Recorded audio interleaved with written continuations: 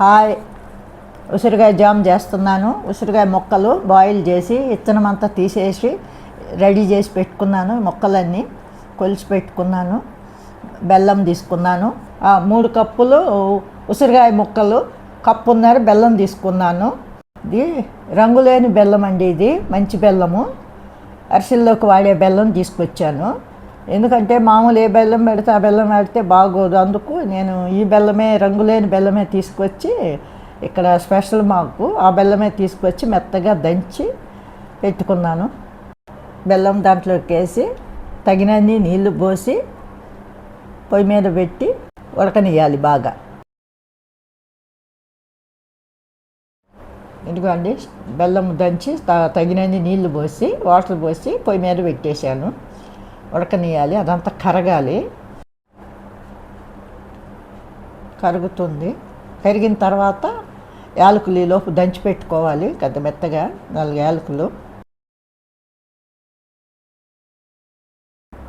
బెల్లం కరిగింది, వడగట్టుకుందాము. బెల్లం మెత్తగా కరిగితే అడుగున ఇసుక, కొద్దిగా చెరుకులో ఉన్న గడ్డి, తుప్పు, అది పేస్ట్ అంతా ఉంటుంది. బెల్లంతో ఏది చేసినా ముందు కంపల్సరిగా బెల్లంతో తయారు చేసే ప్రతి వంటని ముందు మనము ఖచ్చితంగా వడగట్టుకోవాలి. లేకపోతే దాంట్లో అడుగునంతా డస్ట్ ఉంటుంది, చెరుకు తుప్పు అవన్నీ ఉంటుంది. కంపల్సరిగా ఖచ్చితంగా బెల్లంతో పిండి వంట చేసిన బెల్లంతో చేసేది మాత్రం ఖచ్చితంగా వడగట్టుకోవాలి. అదిగో చూడండి, వేస్ట్ ఎంత వచ్చిందో సన్నగా. అది పంటి కింద పడిందంటే భలే బాగోదు. అదిగో పాకం ఉడికిన తర్వాత మళ్ళీ సన్న లేత పాకం రావాలి, తీగ పాకం రావాలి. ఉడకాలి, కాస్త ఉడకాలి. ఉడికిన తర్వాత ఈలోపు మనము అది యాలక్కాయల పొడి మనం దంచి పెట్టుకోవాలి.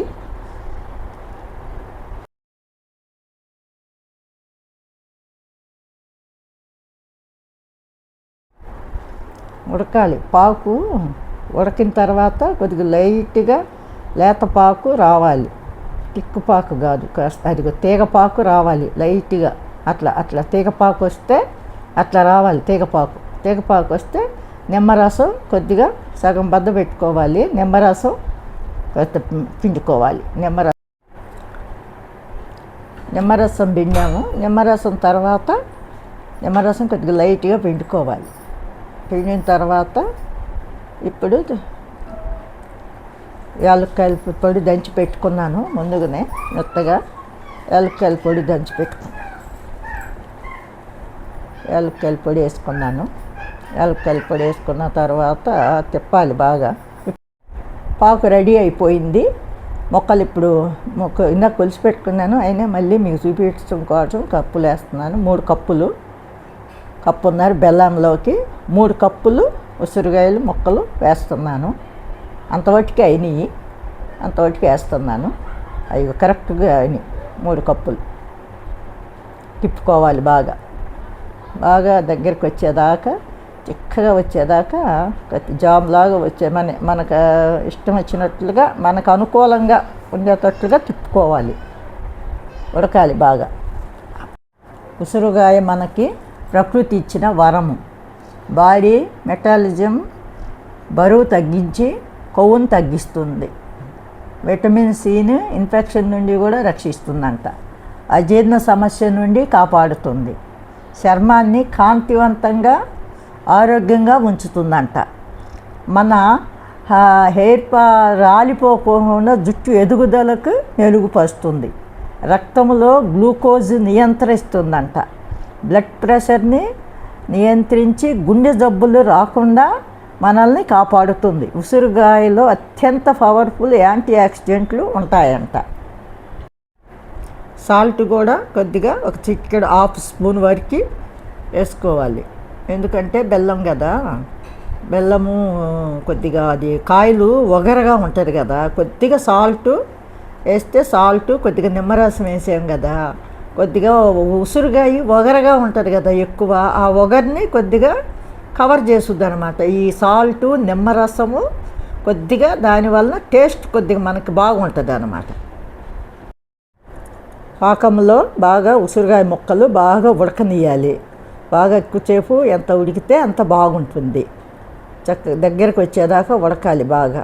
ఎంత ఉడికితే అంత బాగా దానికి బెల్లం అంతా దానికి పట్టి ముక్కలకి బాగా జామ్ లాగా తయారవుతుంది. దగ్గరకు వచ్చేసింది, చిక్కగా వచ్చేసింది. ఇంకా కాసేపు ఇంక కొద్దిగా దగ్గరికి వచ్చేసినట్లే, ఇంకా కొద్దిగా సేపు ఉంచితే బాగుంటుంది.